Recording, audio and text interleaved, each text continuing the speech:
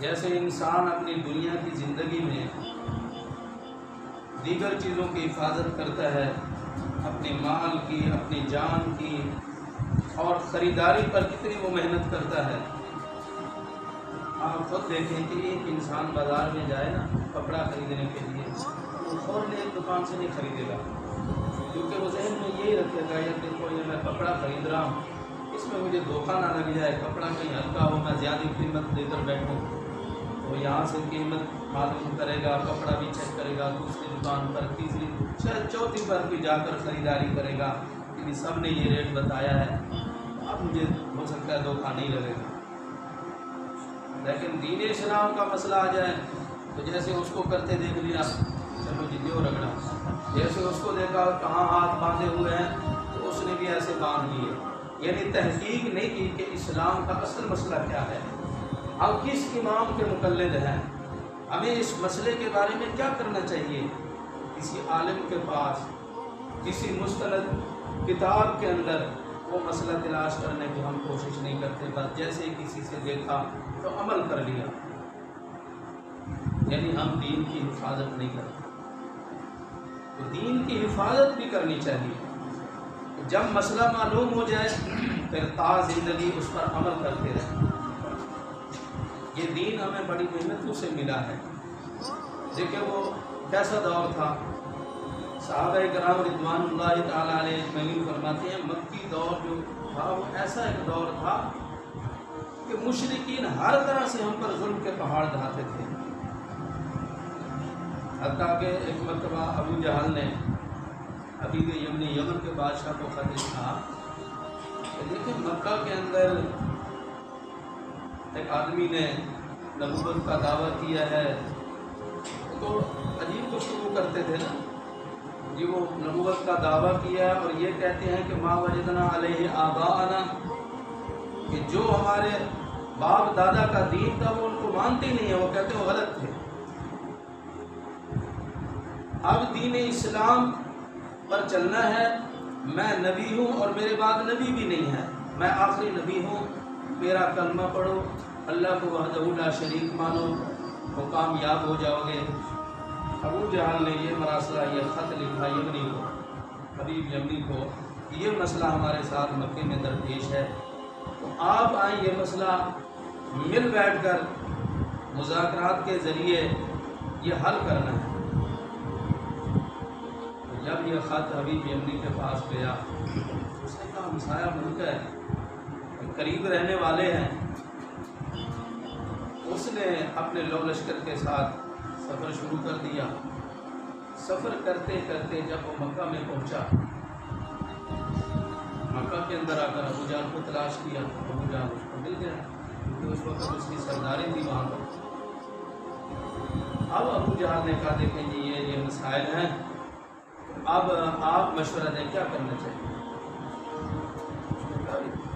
کسی کے ذریعے پیغام پہنچانے کی ضرورت بھی نہیں ہے، ہم ایسا کریں کہ ان کو، یعنی محمد الرسول اللہ صلی اللہ علیہ وسلم کو جنہوں نے نبوت کا دعویٰ کیا ہے ان کو بلا کر براہ راست ہم باتیں کریں گے۔ آپ صلی اللہ علیہ وسلم کو جیسے ہی پیغام ملا تو آپ تشریف لے گئے۔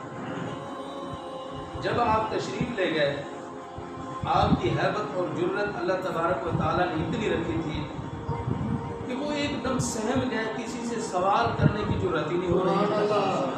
اللہ تعالیٰ نے یہ روب اور دبدبا اپنے نبی کو عطا فرمایا۔ تو تھوڑی دیر کے بعد پھر حبیب یمنی جو یمن سے آیا تھا بادشاہ، اس نے سوال کیا کہ دیکھیے جی آپ نے نبوت کا دعویٰ کیا ہے، آپ نے کہا کہ میں اللہ کا آخری نبی ہوں، میرے بعد نبی بھی نہیں ہے، اور میں اللہ کا پیغام لایا ہوں، اللہ وحدہ لا شریک ہے۔ مسئلہ یہ ہے کہ جو بھی نبی پہلے دور سے جتنے بھی چلے آ رہے ہیں، عیسائیت ابھی موجود ہے، یہودی بھی ابھی دنیا میں موجود ہیں، تو وہ تو اپنے نبیوں کے معجزات بتاتے ہیں۔ عیسیٰ علیہ السلام کے ماننے والے حواری یہی کہتے ہیں کہ حضرت عیسیٰ علیہ السلام مٹی کے پرندے بناتے تھے، پھر اس کے اندر پھونک مارتے تو اڑ جاتا، مادر ذات پیدائشی طور پر اندھے پیدا ہوتے تھے، ایسا وہ دم مارتے تھے وہ بھی نہ ہو جاتا، پورا معجزات بھی ان کے پاس۔ حضرت موسیٰ علیہ السلام آسا تھا ان کا، نیچے ڈالتے سانپ بن جاتا، پکڑ لیتے تو وہ لاٹھی بن جاتی۔ آپ تو کوئی معجزہ دکھائیں گے تو ہم مانیں گے نا۔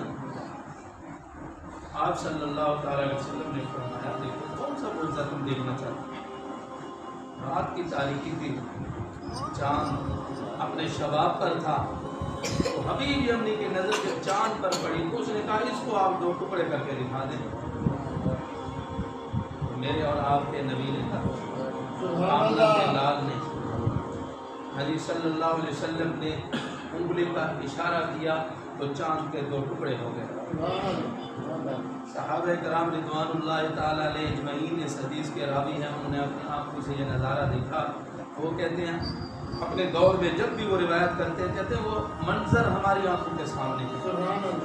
پہاڑ تھا، ہم نے دیکھا ایک ٹکڑا پہاڑ کی اس طرف تھا، دوسرا اس طرف۔ حبیب یمنی یہ دیکھ کر بڑا متاثر ہوا، اس نے بھی دوسرا سوال نہیں کیا۔ حضور صلی اللہ تعالی علیہ وسلم نے فرمایا حبیب ایک سوال تو تم نے کر دیا، دوسرا میں بتا دوں کہ تم کیا سوال کرنا چاہتا ہے، تو تیرے دل میں ہے کیا، وہ سوال میں تجھے بتا دیتا ہوں۔ اس نے کہا جی یہ تو اور حیرت کی بات ہوگی، ایک یہ ہے کہ میں بتاؤں سوال کروں پھر آپ اس کا حل نکالیں، تو یہ اس سے بھی زیادہ حیرت کی بات ہوگی کہ میرے دل کی بات بھی آپ جان لیں اور پھر اس کا حل بتا دیں۔ اس نے کہا چلو بتائیں۔ آپ صلی اللہ تعالی علیہ وسلم نے ارشاد فرمایا اے حبیب تیری ایک لڑکی ہے، وہ اندھی ہے، اپاہج ہے، انگلی لنگڑی ہے، وہ تیرے گھر پر موجود ہے، تو چاہتا ہے کہ اس کے بارے میں دعا کروں وہ ٹھیک ہو جائے۔ سبحان اللہ۔ اس نے کہا کہ بالکل ہی اس معجزے کے بعد میرے دل میں یہی خیال پیدا ہوا کہ اگر یہ نبی سچا ہے تو یہ پھر ان کو بھی صحیح کر لے گا۔ یعنی ان کا معجزہ جب تمام نبیوں کے معجزات ان کے اندر موجود ہیں تو عیسیٰ علیہ السلام کو ہاتھ پھیرتے تھے تو وہ مادرزاد بھی نہ ہو جاتے تھے۔ آپ صلی اللہ تعالی علیہ وسلم نے فرمایا وہ تیری لڑکی ہے وہ ٹھیک ہو چکی۔ سبحان اللہ سبحان اللہ۔ تو حبیب یمنی نے کہا لا الہ الا اللہ۔ ابو جہل نے کہا لو جی جس کو مدد کے لیے بلایا وہ تو انہی کا ہوگا، بیٹھ گیا۔ ہم نے تو کہا چلو کوئی مذاکرات کریں کسی نتیجے پر پہنچیں گے، یہ عجیب مذاکرہ ہوا کہ جس کو بلایا تھا وہ انہی کا ہو کر رہ گیا۔ اب حبیب یمنی کے پاس کے ساتھ جو لشکر آیا تھا وہ بھی متاثر ہوئے، انہوں نے بھی کلمہ پڑھا، اور حبیب یمنی یمن میں پہنچ کر جیسے ہی اپنے گھر میں پہنچا تو وہ لولی لنگڑی بچی جو معذور تھی وہ بالکل ٹھیک ٹھاک تھی۔ جیسے ہی اپنے والد کو دیکھا تو کہنے لگی اشہد ان لا الہ الا اللہ واشہد انک رسول اللہ۔ یہ انقلاب کب سے آیا؟ انہوں نے کہا بجان مجھے نہیں پتا، بس رات یہ جو گزری ہے نا اس رات کو میں سوئی ہوئی تھی، ایک نورانی چہرے والا سفید لباس میں ملبوس اتنا حسین کہ میری نظر میں ٹکتی تھی، اس نے آ کر میرے بدن پر ہاتھ پھیرا، میں ایسے ہو گئی جیسے کہ دیکھ رہا ہوں۔ میرے بھائیوں حضور صلی اللہ تعالی علیہ وسلم نے اسلام پر بڑی محنت کی، معجزات کے ذریعے، جہاد کے ذریعے، اخلاق کے ذریعے آپ صلی اللہ تعالی علیہ وسلم نے ہر شعبہ زندگی کے متعلق دین اسلام کی ہی تبلیغ پیش کی ہے۔ آپ صلی اللہ تعالی علیہ وسلم نے 9 شادیاں کی، یا روایت کے مطابق 11 تھی، لیکن امتی سے فرمایا 4 سے آگے نہیں جانا۔ تو حکمت کیا تھی آپ صلی اللہ تعالی علیہ وسلم کی؟ اللہ تعالیٰ نے یہ اذن اجازت دی تھی اور حکمت تھی جس سے بھی شادی ہوگی اس خاندان سے کم از کم میرا رابطہ ہو جائے گا، اسلام کے مسائل اور اسلام کی تبلیغ کرنا آسان ہو جائے گا۔ یعنی آپ نے ہر طرح سے اسلام کے پھیلنے کی آپ نے کوشش کی، ازواج مطہرات کے ذریعے، رشتہ داری کے ذریعے، اپنے قبیلوں کے ذریعے، ہر لحاظ سے. پھر اس کے بعد صحابہ کرام نے محنت کی دین اسلام کے لیے. تو یہ دین اسلام چلتے چلتے آج 1400 سال بعد ہمارے پاس آیا. جب ہم پیدا ہوئے شعور پکڑا, ہمارے والدین جو تھے وہ مسلمان, کسی عالم کے پاس, کسی کے پاس بھیجا, انہوں نے قرآن پڑھایا, کلمہ سکھایا, نماز کی تعلیم, یہ سارا کچھ ہم نے سیکھ لیا. تو آج بغیر محنت کے مل گیا یہ دین. اس لیے قدر نہیں ہو رہی, قدر کرنی چاہیے میرے بھائیوں. ہماری ذمہ داری ہے. اگر دین کی قدر نہیں کریں گے, دین کی حفاظت نہیں کریں گے, آج پرفتن دور ہے. آج ایسے دشمن بھی ہیں جو صحابہ کرام رضوان اللہ تعالیٰ علیہ اجمعین کو متنازع بنانا چاہتے ہیں, قرآن کو متنازع بنانا چاہتے ہیں. حضور صلی اللہ تعالیٰ علیہ وسلم کے بارے میں دیکھیں کتنے حملے ہو رہے ہیں ختم نبوت پر. یہ ہر ایک مسلمان کی ذمہ داری ہے, خود بھی عمل پیرا ہو اور دین کی حفاظت کرے. جس کو بھی گستاخی کرتے دیکھے اس سے بیزار ہو جائے.